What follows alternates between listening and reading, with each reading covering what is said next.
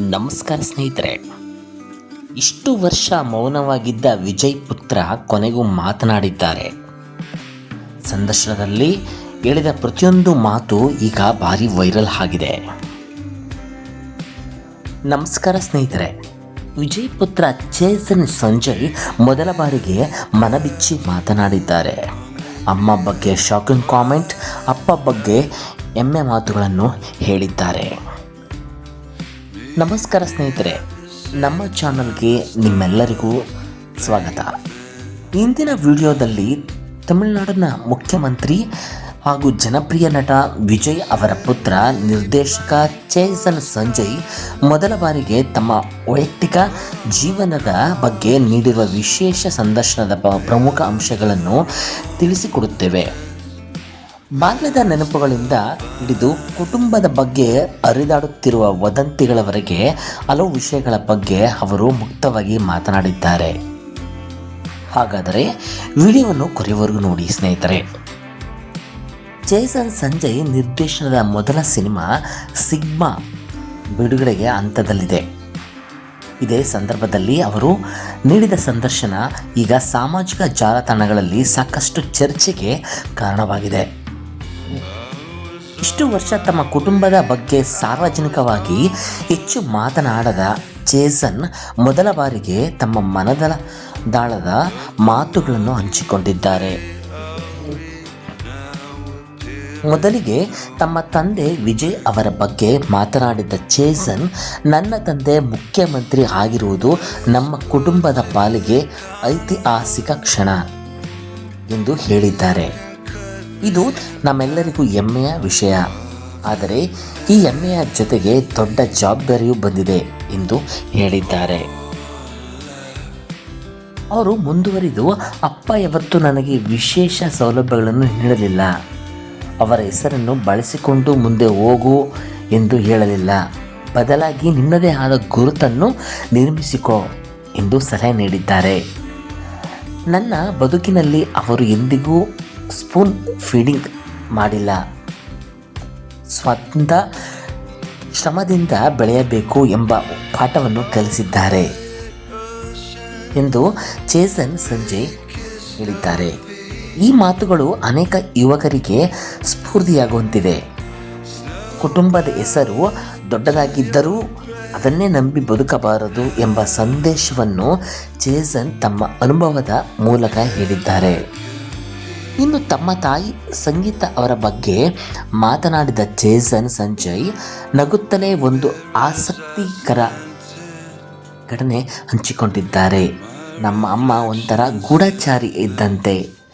ನಾನು ಯಾರಿಗೂ ಹೇಳದೆ ಮನೆಯ ಕಾರನ್ನು ತೆಗೆದುಕೊಂಡು ಹೊರಗೆ ಹೋದರೂ ಅವರಿಗೆ ತಕ್ಷಣ ಗೊತ್ತಾಗುತ್ತಿತ್ತು. ಸ್ನೇಹಿತರ ಜೊತೆ ರಹಸ್ಯವಾಗಿ ಎಲ್ಲಿ ಹೋದರೂ ಅವರು ಹೇಗೋ ತಿಳಿದುಕೊಳ್ಳುತ್ತಿದ್ದರು. ಅವರಿಂದ ಏನನ್ನು ಮುಚ್ಚಿಡಲು ಆಗುತ್ತಿರಲಿಲ್ಲ ಎಂದು ನಗುತ್ತಾ ಹೇಳಿದ್ದರು. ಈ ಮಾತು ಕೇಳಿ ಸಂದರ್ಶನದವರು ನಕ್ಕರು. ಆದರೆ ಇದರ ಮೂಲಕ ತಮ್ಮ ತಾಯಿಯ ಕಾಳಜಿ ಎಷ್ಟಿತ್ತು ಎಂಬುದನ್ನು ಚೇತನ್ ಸಂಜಯ್ ಸೊಗಸಾಗಿ ವಿವರಿಸಿದ್ದಾರೆ. ತಮ್ಮ ಬಾಲ್ಯದ ಒಂದು ಮಧುರ ನೆನಪನ್ನು ಅವರು ಹಂಚಿಕೊಂಡಿದ್ದಾರೆ.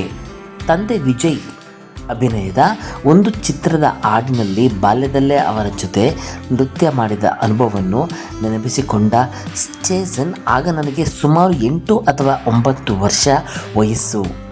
ಶೂಟಿಂಗ್ ಸೆಟ್ಟಲ್ಲಿ ಸಾವಿರಾರು ಜನರು ನೋಡಿ ತುಂಬ ಹೆದರಿದ್ದೆ.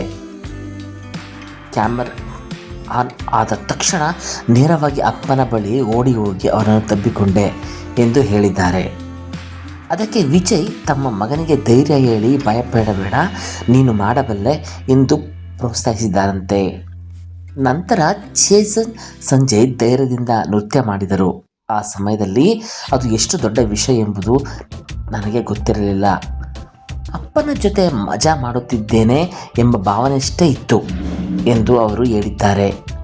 ಇನ್ನು ಕುಟುಂಬದ ಬಗ್ಗೆ ಸಾಮಾಜಿಕ ಜಾಲತಾಣಗಳಲ್ಲಿ ಹರಿದಾಡುತ್ತಿರುವ ವದಂತಿಗಳ ಬಗ್ಗೆ ಮಾತನಾಡಿದ ಚೇತನ್ ಸಂಜಯ್, ತಮ್ಮ ಕುಟುಂಬದ ಬಗ್ಗೆ ಹೊರಗೆ ಬರುತ್ತಿರುವ ಅನೇಕ ಸುದ್ದಿಗಳು ಕೇವಲ ರೂಮರ್ಸ್ ಮಾತ್ರ.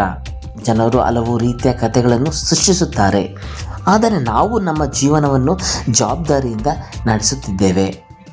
ಅನಗತ್ಯ ಕಾಮೆಂಟ್ಗಳು ಬಂದರೂ ಅವುಗಳನ್ನು ಮೀರಿ ನಮ್ಮ ಕೆಲಸದ ಮೇಲೆ ಗಮನ ಕೊಡುತ್ತಿದ್ದೇವೆ ಎಂದು ಸ್ಪಷ್ಟಪಡಿಸಿದ್ದಾರೆ.